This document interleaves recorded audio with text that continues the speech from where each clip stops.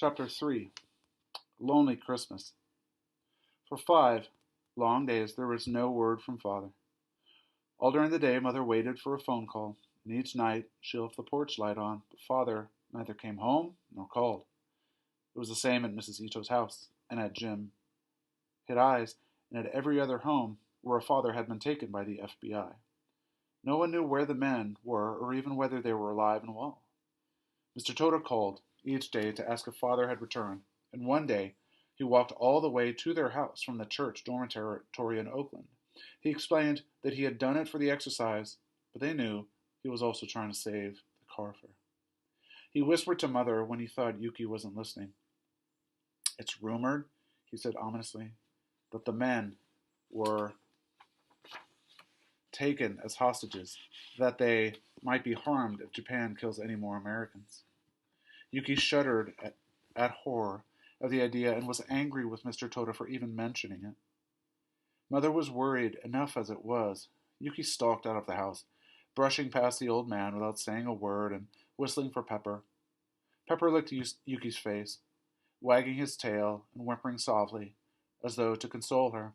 Even the big gray cart came swishing up to the surface of the pond, opening its mouth wide to make Yuki laugh.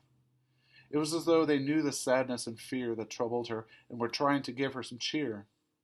Animals were really much nicer than people, Yuki thought. They never said things that could make you sad. She thought now about red-haired Garvis, who sat opposite her at school. The day after the Pearl Harbor attack, he had leaned over and hissed, "You dirty Jap." Yuki was so angry she shrieked back, I'm not a Jap. I'm an American." And she didn't care who heard her.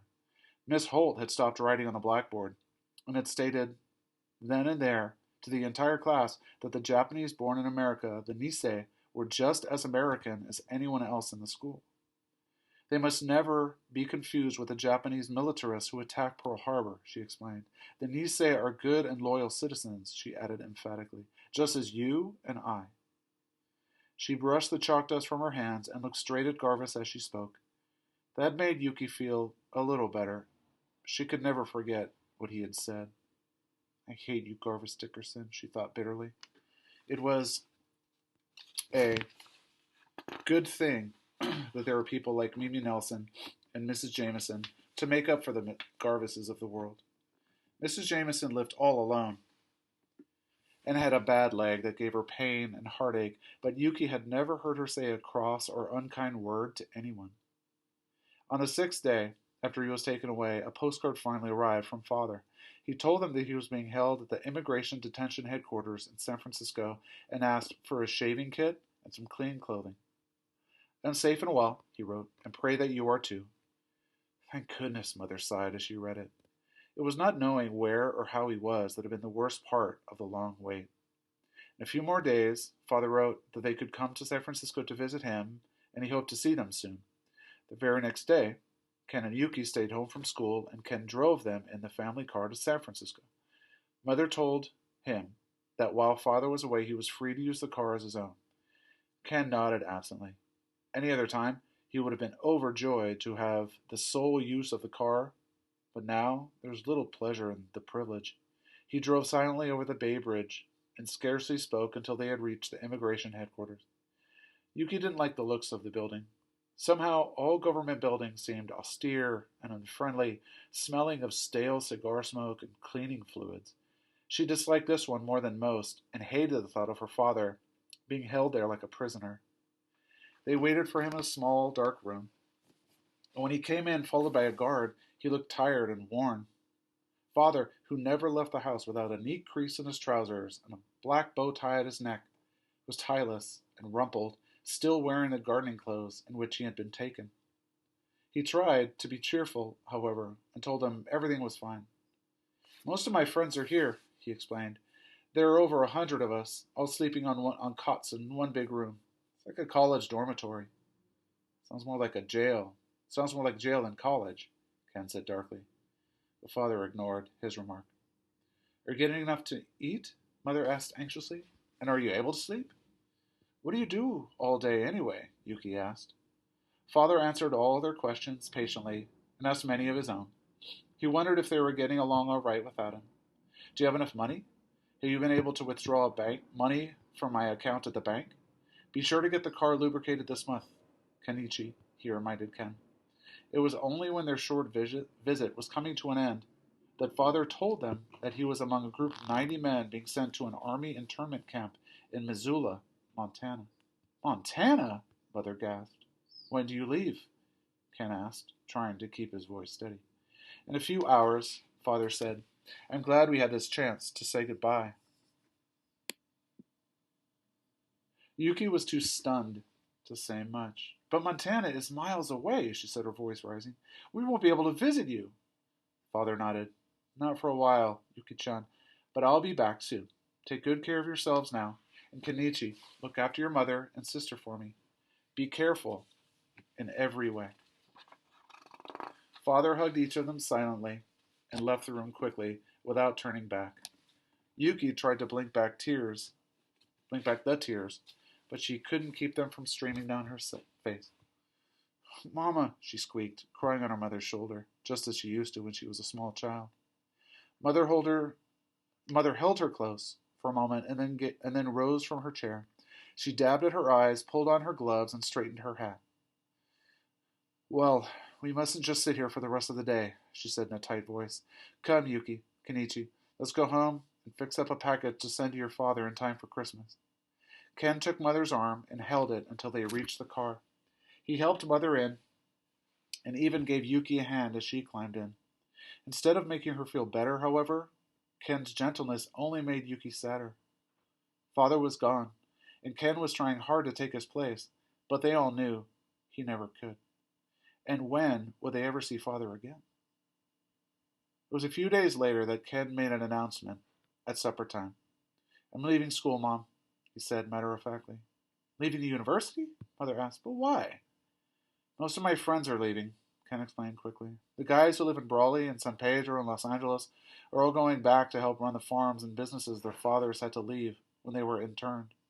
Besides, he added, his face suddenly growing stern, everybody says there's going to be an evacuation. A what? Yuki asked. Ken looked at Mother, although it was Yuki who had asked the question. They say the government is going to move all the Japanese from the West Coast, he explained. Yuki nearly choked on her lamb chop, and Mother coughed into her tea. Don't be foolish, Kenichi, Mother scolded. Why would the United States ever do a thing like that? We are not spies or traitors. And besides, you children are American citizens. You were born right here in California. How could they do anything like that to citizens? Ken shrugged. There are a lot of people in California who'd be very happy to be rid of Japanese competition in business and on the farms. They'd be glad to see us leave. It's people like that who spread those false rumors about sabotage in Hawaii when there wasn't any at all. Ken's face was flushed, and his voice was rising. He could get quite steamed up about anything that he thought was unfair or wrong. Mother tried to quiet him. People can get hysterical when they're afraid, Kenichi, she explained. Fear sometimes makes people do terrible things. But why should we be the victims of their stupid fears? He asked bitterly. Even Mother couldn't answer that. Ken thought the talk of the evacuation was more than a rumor, but Yuki couldn't believe him. How in the world could they ever gather up all the Japanese in California and shift them somewhere else? Where would they go? What would happen to all their homes? It was an impossible idea. You're crazy, she said to Ken. But Ken said ominously, You must wait.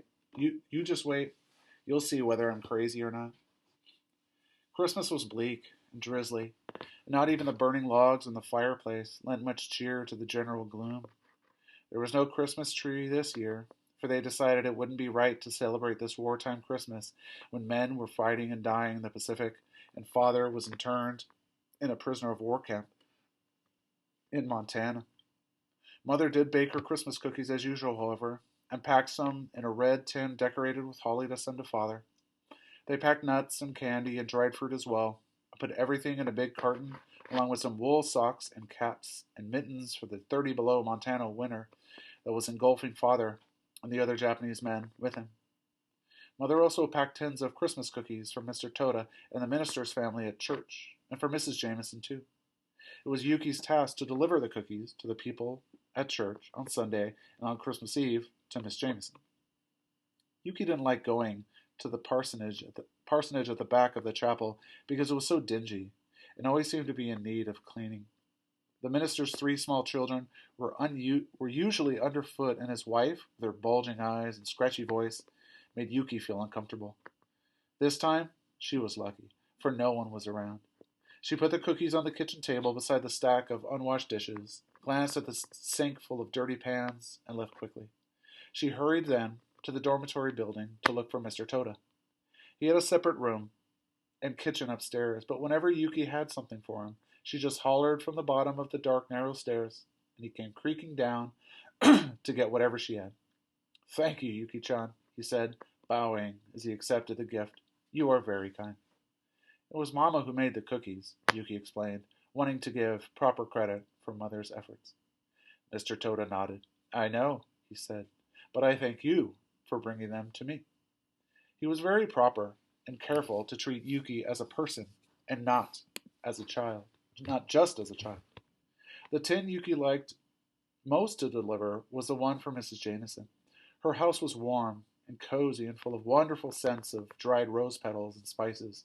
She usually made a cup of hot cocoa for Yuki whenever she came to visit, and then got out something from her bulging closet to show her. Sometimes it was her husband's stamp or shell collection. He had been the captain of a freighter and collected stamps and shells from all over the world.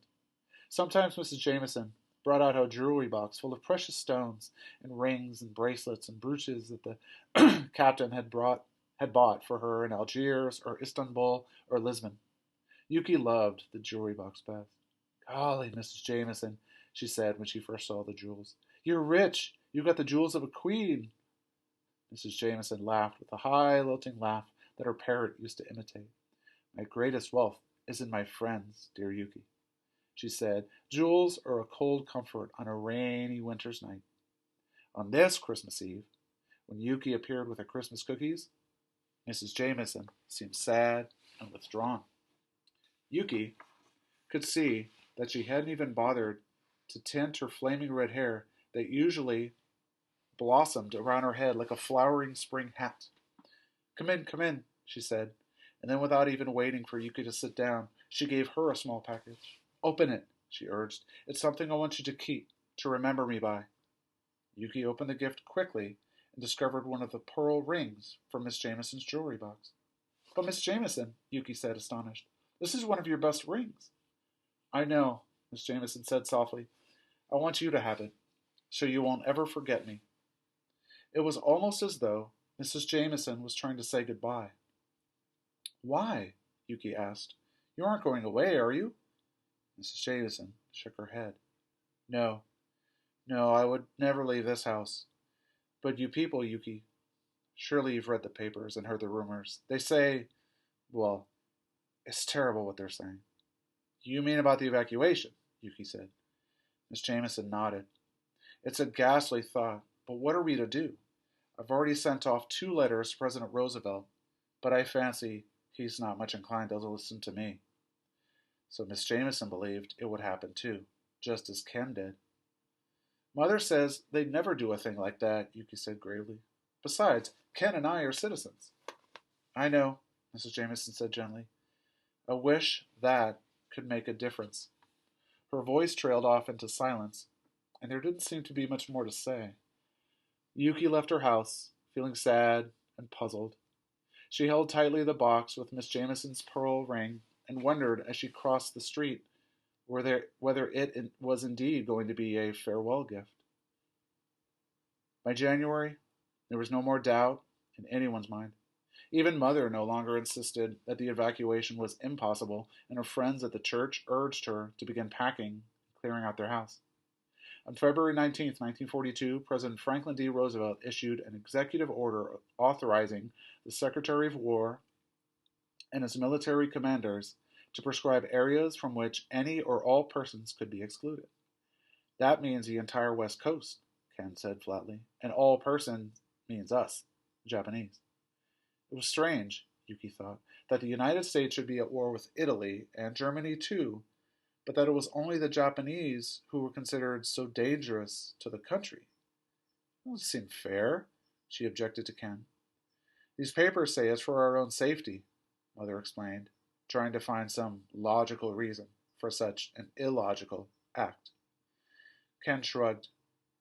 I'd rather take a chance and have the choice of being free, he said firmly. Me too, Yuki added. But then, of course, no one had asked their opinion.